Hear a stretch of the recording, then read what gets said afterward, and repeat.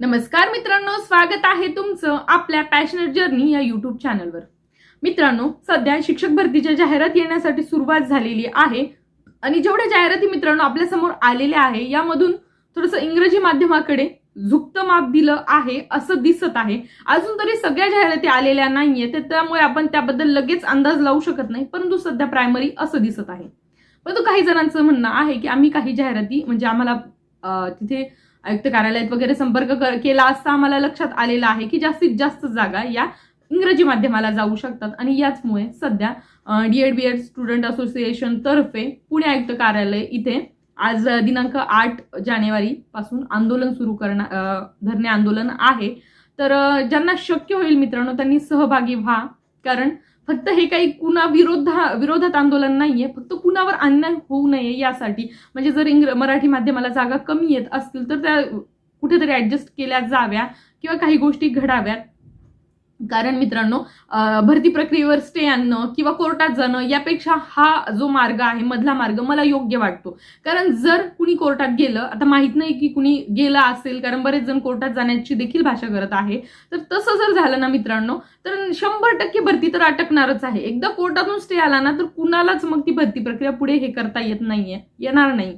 तर त्यामुळे ते जर आंदोलनाच्या माध्यमातून जेणेकरून सगळ्या घटकांना व्यवस्थित न्याय मिळावा, मग ते इंग्रजी माध्यम असो त्यांच्यावरही अन्याय होऊ नये, कन्नड असो, उर्दू असो, मराठी असो, जे काही आहे मीडियम आता सध्या आपल्याकडे आपल्या भरतीमध्ये त्या सर्वांना न्याय मिळावा हीच अपेक्षा यामधून आहे। तर आता बघूया आंदोलनाचा काय इफेक्ट पडतो, परंतु याचा इफेक्ट एक पॉझिटिव्ह पडू शकतो मित्रांनो। शिक्षक भरती रेंगाळली जाणार नाही। आंदोलनामुळे काय होतं की दबाव पडला जातो आणि ते जर शांततेत काम चालू आहे तर थोडंसं फास्टरित्या होईल।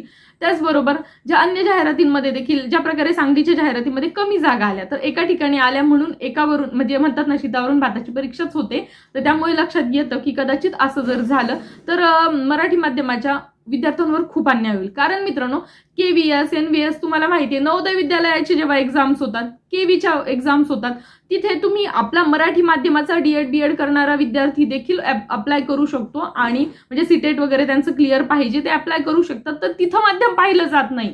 जर केंद्रामध्ये एवढ्या मोठ्या इंग्रजी माध्यमाच्या शाळांमध्ये जर माध्यम बघितलं जात नाही, तिथं गुणवत्ता पाहिली जाते, तर इथं माध्यम का पाहिलं जातं हे महत्वाचं नाहीये का?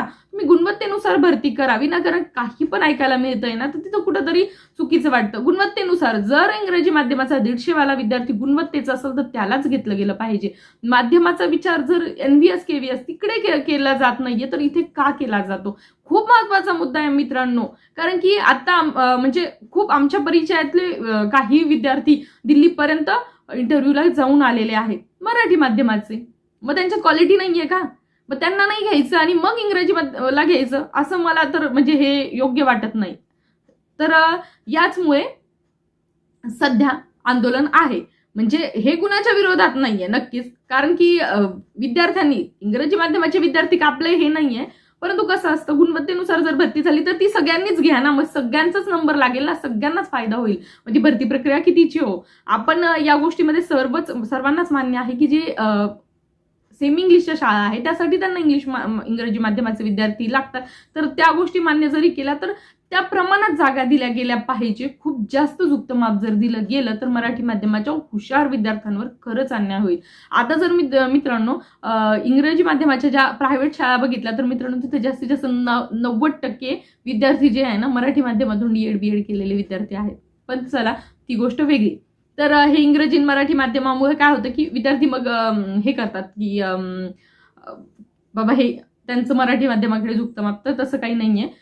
फक्त जागा समप्रमाणात व्यवस्थित मिळाव्या जेणेकरून कुणावर अन्याय होऊ नये। तर यासाठी सध्या आंदोलन सुरू आहे, तर सर्वांनी आंदोलनामध्ये ज्यांना शक्य होईल त्यांनी सहभाग घ्यावा, जेणेकरून गोष्ट कोर्टापर्यंत जाऊ नये हाच माझा उद्देश आहे, जेणेकरून भरती प्रक्रिया रखडू नये। जर स्टे लागला तर शिक्षक तसं पण तुम्हाला माहिती शासनाला काय भरती करायची नाहीये।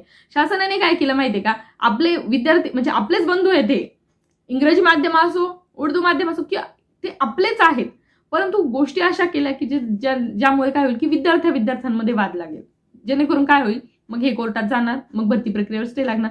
भरती तर त्यांना करायचीच नाही. मग ते काय सांगणार, आम्हाला 30,000 भरती प्रक्रिया करायची आहे, आमच्या फायनल गोष्टी तयार आहे, आमचे नियुक्तीपत्र तयार आहे, फक्त आम्हाला विद्यार्थ्यांना द्यायचे आहेत, परंतु भरती प्रक्रियेवर स्टे आहे. अशा प्रकारे ते निवडणुकीमध्ये बोलतील की 30,000 नाही, आम्ही तर 50,000 जागा काढलेल्या आहेत आणि आमचे नियुक्तीपत्र तयार आहे, परंतु सध्या शिक्षक भरतीवर स्टे आहे आणि तुम्हीच कोर्टात गेले.